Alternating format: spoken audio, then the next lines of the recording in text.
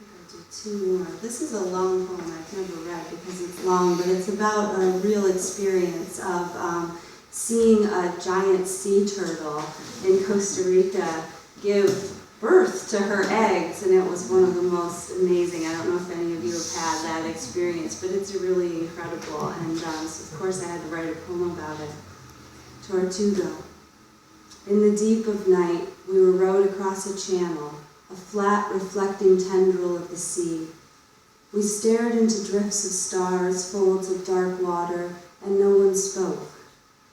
Our guide was weary of being a guide, tired of peeling himself away from his wife in their yeasty bed of sleep after a long day of hard work and low pay, to row people through miles of night to what they may or may not be able to see. He'd met so many who could not see, and yet it was his job. He had children to feed. He wearily, evenly rowed us across, then hopped out into the shallows, holding the boat by a rope.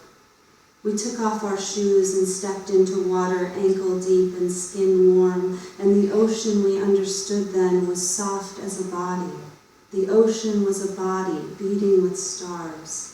Stars laced the lipping waves and glimmered like chips of glass in the sand.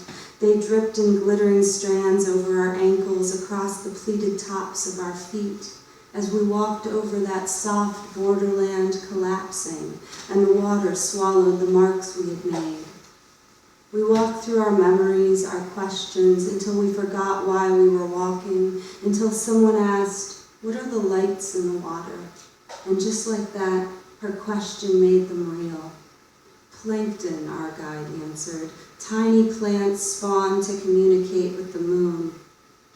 Then, a great Viridian creature crawled out from the water. For ages, she'd ridden the currents with the others. She'd set off quick as a skiff, then threaded the tides ever further, deeper, arriving finally to give birth on the same star-strewn sand at the same star-strewn moment that she was born. She lumbered up the dune, chose her spot, blind in a daze she had not eaten for days, and began to dig.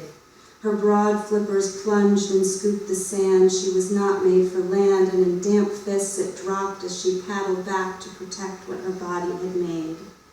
She did not know if she would survive. She did not wonder. We were the ones who'd imagined surviving, who had walked all that way holding our own shoes. She dug until her death, and it was in death that the egging began, her body releasing slick, viscid, jelly-eyed moons, color of light before color, and they came from her quickly and quickening, each a world and a furtherance of the world, and we in our wonder leaned closer, kneeling in the sand like children. Watching her work like this, we saw the world we thought we lived in had been much too small. The sky was not a woven thing. The night was not a tablecloth scattered with salt.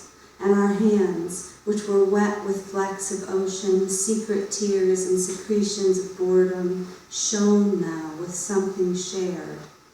Our toes hooked the sand and flashed once, their drying, dying stars. Thank you. It's my last poem. Circle. Now I slip through the weave of dune grass and chicory into a scene. Children sitting on the beach, listening as she tells a story. It seems to be the story of birth and its recurring impossibility and the faith that makes its filaments sing. You are one of the children, with her heart drumming wonder into her arms, knees, feet, her whole body listening. Or you want to be.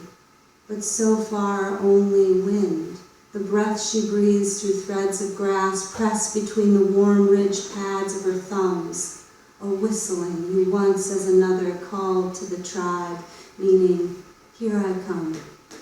Thank you.